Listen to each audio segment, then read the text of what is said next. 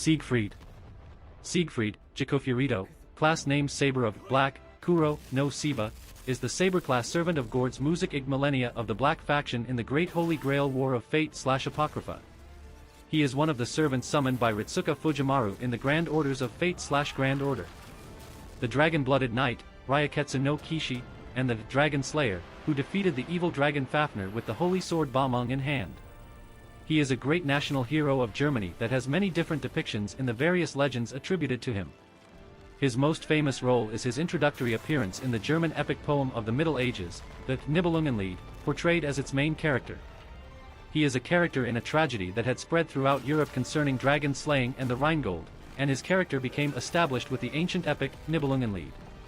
However, Siegfried is actually not the main character of the Nibelungenlied. The real main character is his wife Kriemhild, and this epic is the tale of the most terrible revenge brought upon by her despair and hatred.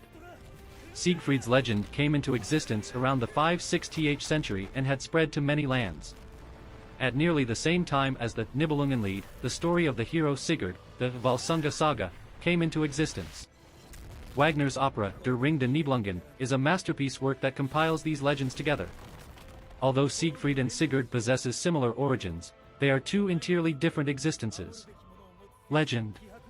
Siegfried slays the evil dragon Fafner. Siegfried was born a prince of a noble lineage in the Netherlands. He wields the precious sword Bamung which he received from the Nibelungen family, and has been in battles ever since he was a young man, having faced and fought in many campaigns and several adventures. After the accumulation of the endings of his many adventures, where in the process, he obtained the demonic sword Bamung and an overcoat that makes one disappear and hides one's figure, Siegfried's most well-known feat was being crowned a Dragon Slayer by battling the evil dragon Fafner for the treasure of the Nibelungen family and finally defeating and killing him with his holy sword. He then bathed in and drank drops of the dragon kind's blood, and Siegfried became an invulnerable existence by obtaining an invincible body from his victory over Fafner where he would no longer receive even a single wound on the battlefield. However, when he bathed in the dragon's blood, a single linden tree leaf happened to stick to his back which prevented the blood from touching it, making it his one weak point that would bring about his irrevocable death. However, most of those heroic battles went untold. As such, the details of Siegfried's adventures, including the felling of the evil dragon Fafner and the obtaining of the demonic sword Bamung, are just told of as hearsay by the characters, and were not actually shown. Then, Siegfried heard rumors of the beautiful Kriemhild, the princess of Burgundy, and proposed to her. And so, the tragedy began. Adding to the growing ranks of the Burgundians, Siegfried brought them many victories and married Kriemhild, sister of the Burgundian king, accessing the throne of the Netherlands. However, a shadow was cast on such flamboyant glory around the time he got married with Kriemhild.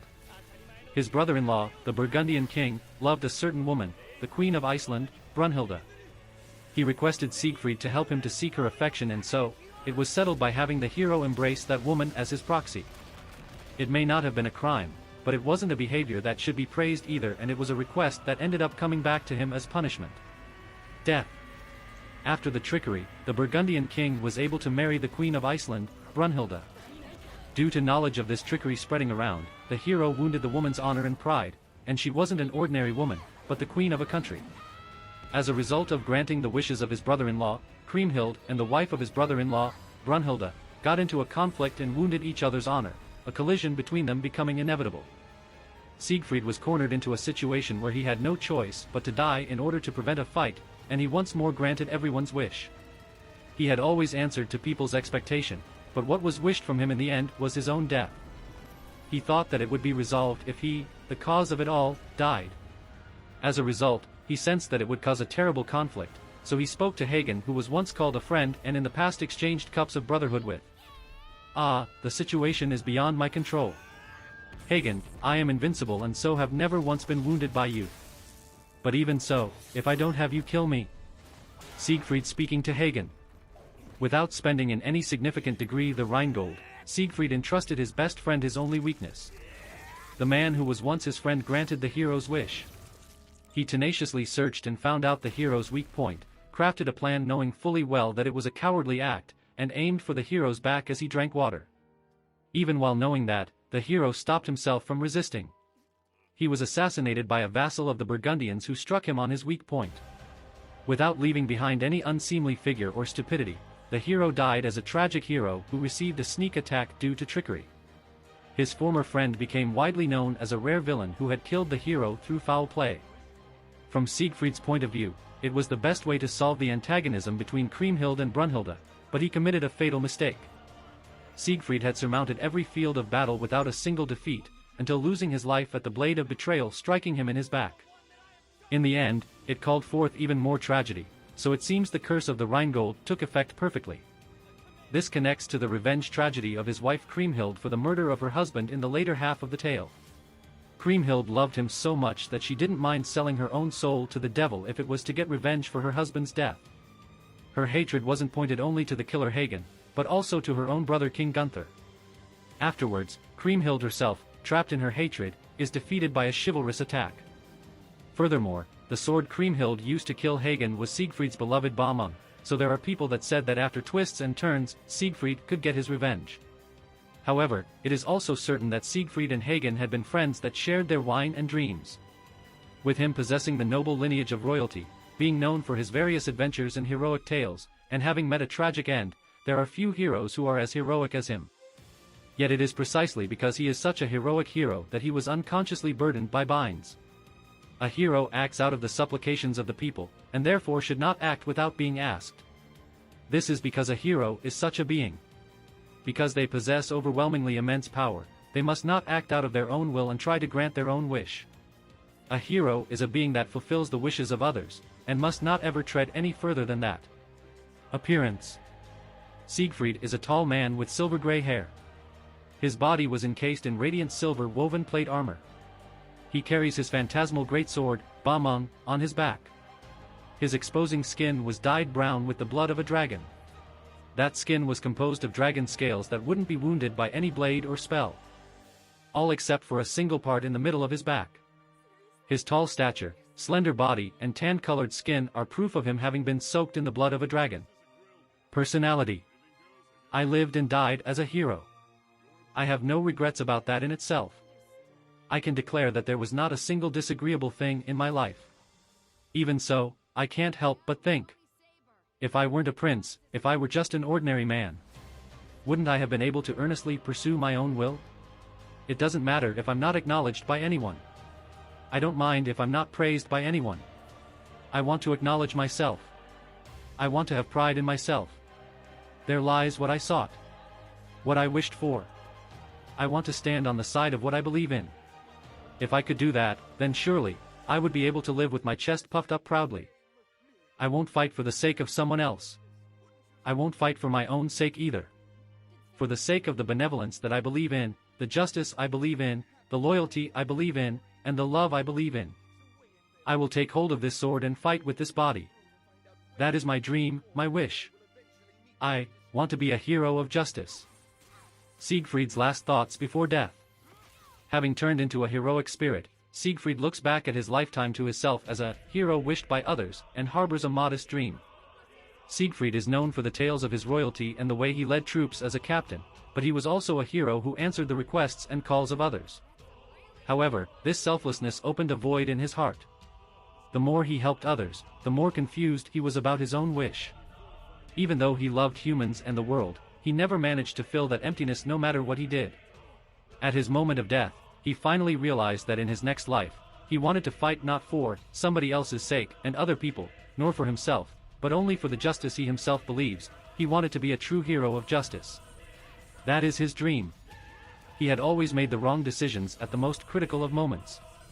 Bound to his own desires, he tried to overlook the weak who cowered before him. He did not seek salvation for himself, so he ignored the silent cries of those who had. Such meanness and wickedness were certainly not things he had striven for. Siegfried, as he was portrayed in the Nibelungenlied, forms the basic essentials of his character, and he only knows about the Norse Valkyries from second-hand knowledge. If he is summoned as a servant, Siegfried will think of himself about how he is told of as a hero that killed a dragon, but in the end, the only thing he did was give birth to further tragedy. An absolute retribution, as if it was saying that, since you shed so much blood until now, you will also shed the blood of the people you protected. For this reason, his self-esteem is always negative, and he is constantly murmuring, "I'm sorry." In the Great Holy Grail War, Siegfried obeys his strict master, even if he is forced to unwillingly shackle himself and is forbidden to speak by necessity because no command will burden him if it leads to fulfilling his own wish that he couldn't fulfill during his lifetime. His personality is truly that of a noble knight, but it is unknown what he really thinks because of the command to never speak a word. Just as the impression of his face gives off, he is reticent and modest, but his bearing, which overflows with dignity, makes him seem well-bred. He is the type to talk with a simple, unsophisticated tone and hold back his words to the absolute minimum needed. That is the foundation of his personality, and it deepened the antagonism between him and his master Gords. Although taciturn, his passions run deep. Siegfried has a reserved attitude, but as a matter of fact, there is a side to him more stubborn than anyone else regarding his own personal principles that is demonstrated even to his own master. Although he will normally listen to anything said no matter what it is, he has this one line of thought where he will not retreat even one step back even when a command spell is used. Because of that, there seems to be an occasional misunderstanding.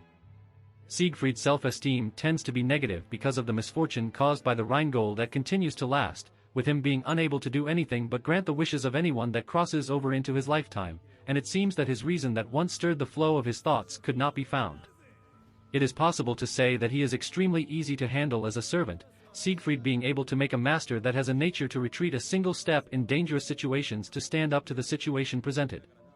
However, as mentioned above, in situations where he is left to problems that will affect his principles, no matter how much a favorable relationship is built between himself and his master, it seems he will stubbornly not listen to anything said by the master. However, his principles are extremely humane and respectable, and if he has a good-willed master, it is expected for one to be able to build up a relationship of mutual trust with him without any troubles to an extent. However, no matter how much the relationship of mutual trust is built up, it is hard for one to ride on the relationship through flattery. Abilities. Siegfried is an undisputed great hero admired in the Nibelungenlied and a famed dragon slayer that can match 1,000, seen as one of the vital cornerstones of the Black Faction strategy during the Great Holy Grail War. Having surmounted every field of battle without a single defeat, until losing his life at the blade of betrayal striking his back, his only weak point, he is a magnificent warrior, and he stands as the greatest hero of Germany, and next to Sigurd as one of the most powerful of all Norse myth.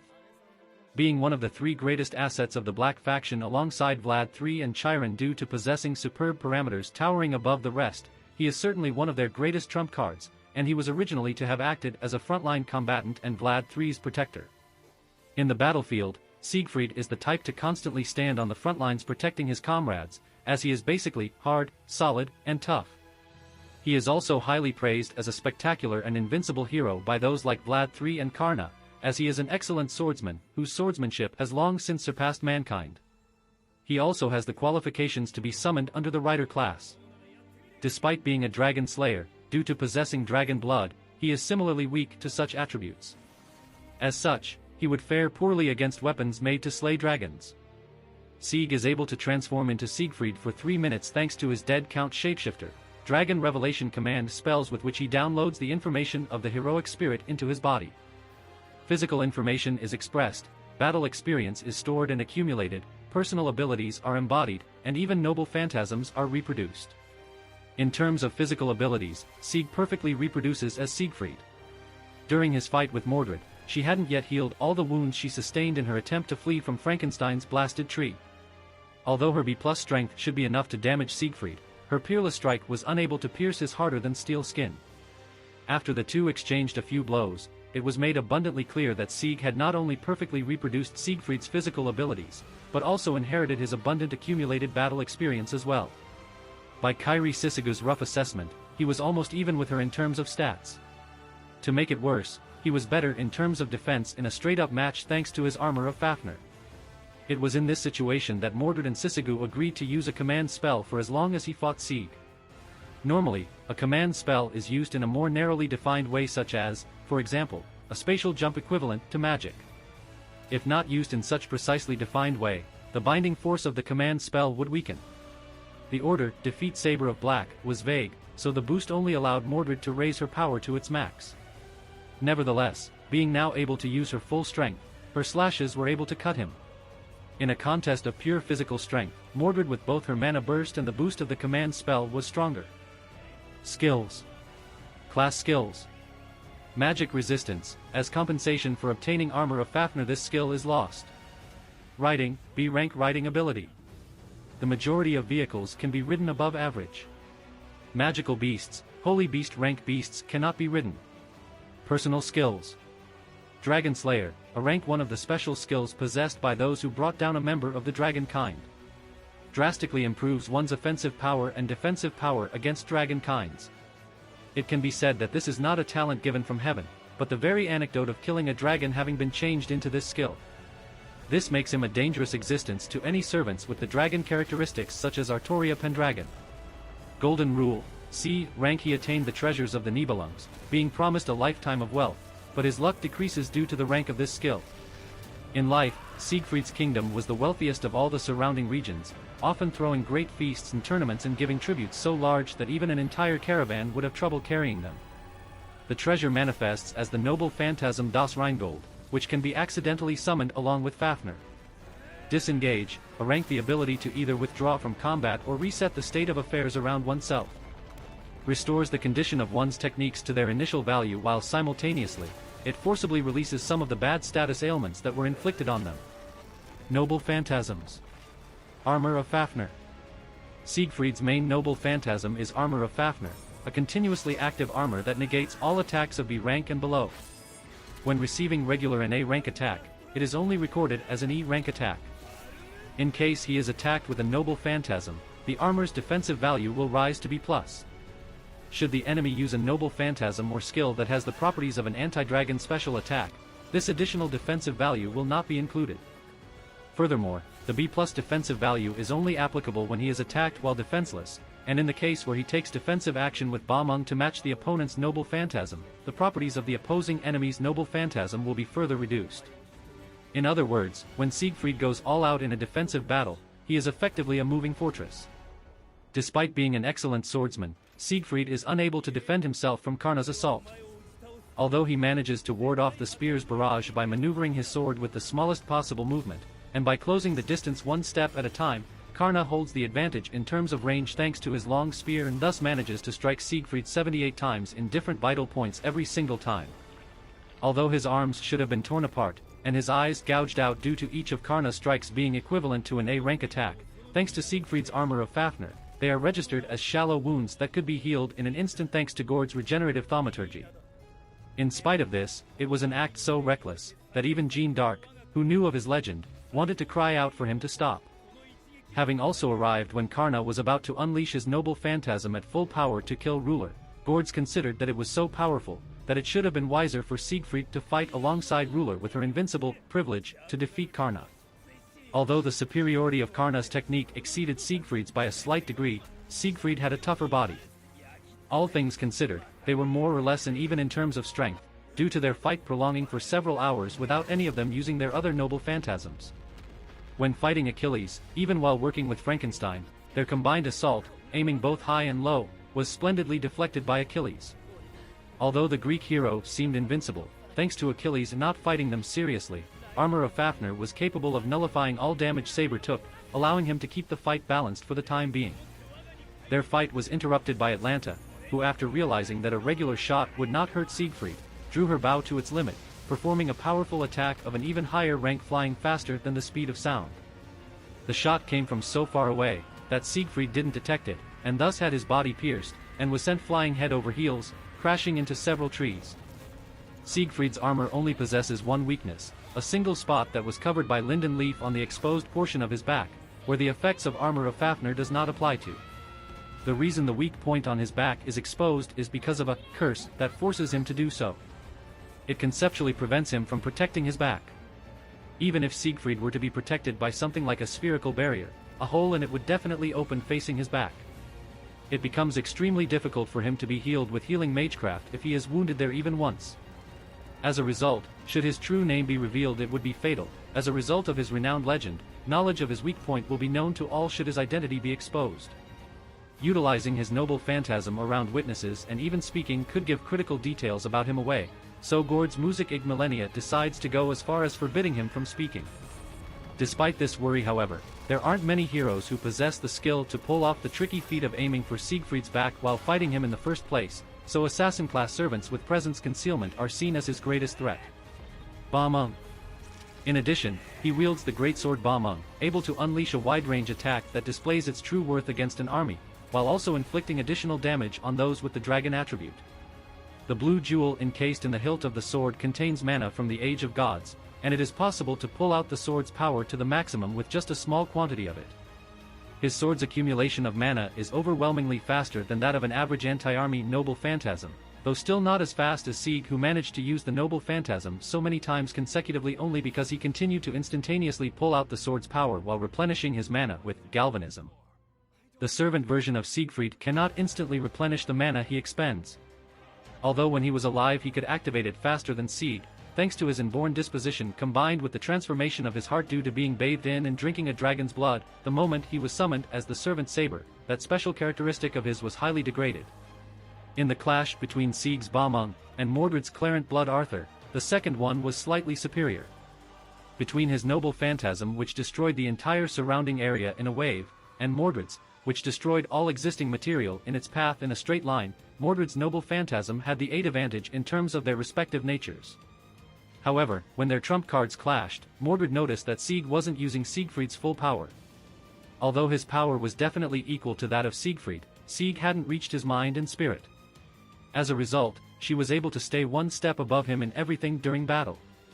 Most likely, his resolve would be even greater when he next transformed, and he would be strong to match her.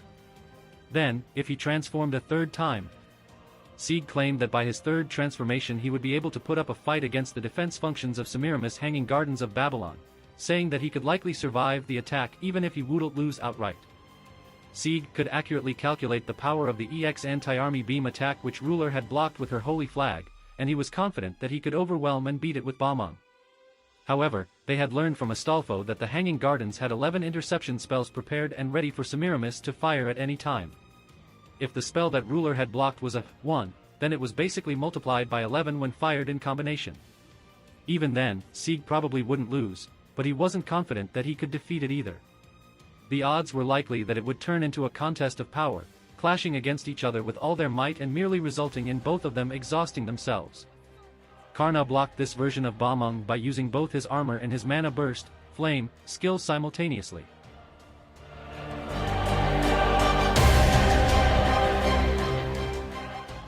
If you like this content, don't forget to like and subscribe. See you later, bye bye.